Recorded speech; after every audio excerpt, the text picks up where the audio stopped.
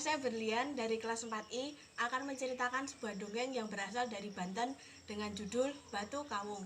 Berikut dongengnya.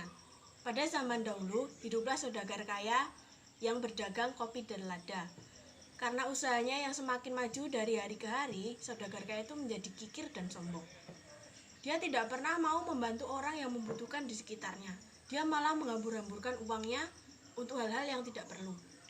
Sampai pada akhirnya, kekikiran dan kesombongannya terdengar oleh orang yang sakti, yang menyamar menjadi pengemis. Kemudian orang sakti yang menyamar menjadi pengemis itu mendatangi si saudagar kaya. Kemudian saudagar kaya melihatnya malah mengusir pengemis tersebut dan memaki-makinya.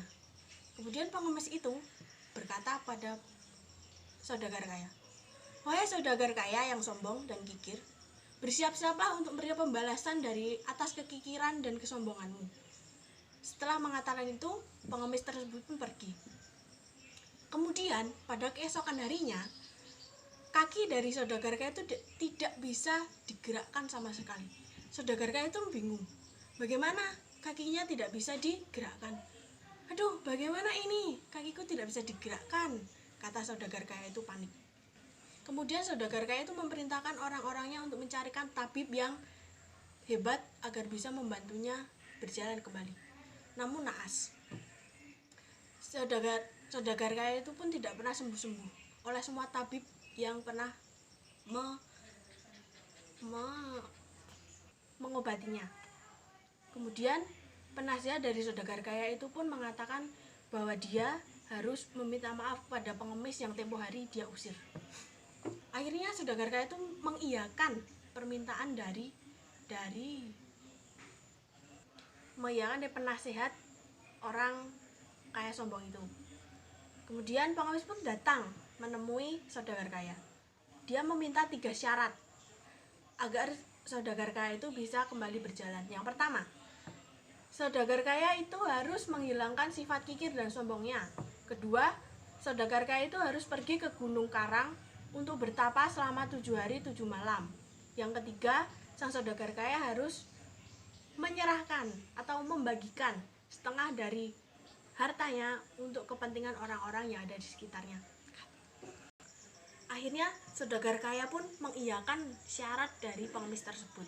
Keesokan harinya saudagar kaya pun mendatangi Gunung Karang untuk bertapa.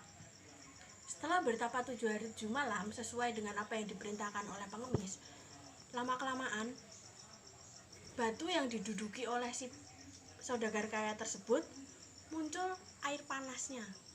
Saudagar kaya pun bingung. Wah, bagaimana ada air panas di bawah batu yang dia duduki?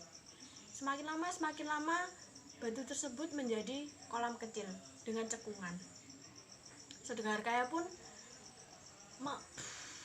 kemudian saudagar kaya pun mencelupkan kakinya ke kolam air panas tersebut. Dengan ajaibnya, kaki saudagar kaya pun bisa kembali berjalan. Akhirnya dia dan para pengawalnya kembali ke desa dengan niat untuk menuntaskan syarat dari pengemis tersebut. Dia akhirnya menghilangkan sifat kikir dan sombongnya serta membagikan setengah dari hartanya untuk orang yang membutuhkan. Sekian dongeng tersebut. Pelajaran yang dapat diambil adalah kita tidak boleh sombong dan kikir ya teman-teman, karena sifat sombong dan kikir itu sifat yang tidak terpuji. Sekian dari saya, salam.